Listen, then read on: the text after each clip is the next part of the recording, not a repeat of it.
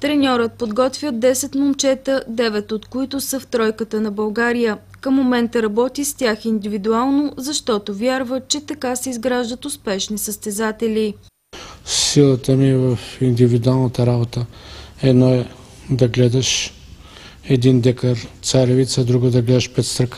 Едните стават толкова високи, другите толкова, когато ги обгрижваш, когато се грижиш, когато изпипваш техническите приеми, детайлите, да можеш да разговаряш с момчета, да търсим общо положителни и отрицателни черти.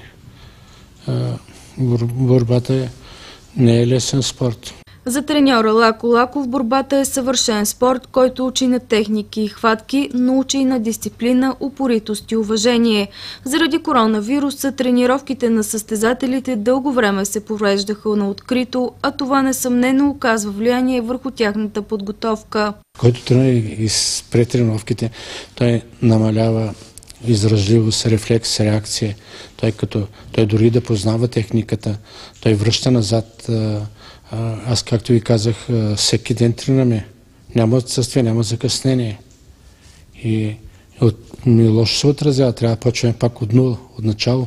Но независимо от ситуацията и условията, всичко се постига, а това е само едно изпитание, казва треньорът. Трябва да се побеждават бариерите. Тогава ще преценим кой колко струва.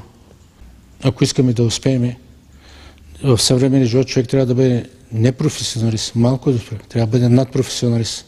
Въпреки трудната година, треньорът по борба Лако Лаков с нетърпение очаква да се възобнови нормалният тренировъчен процес, за да може и подготовката да е по-качествена. А това случи ли се, е категоричен, че успехите ги очакват и през 2021 година.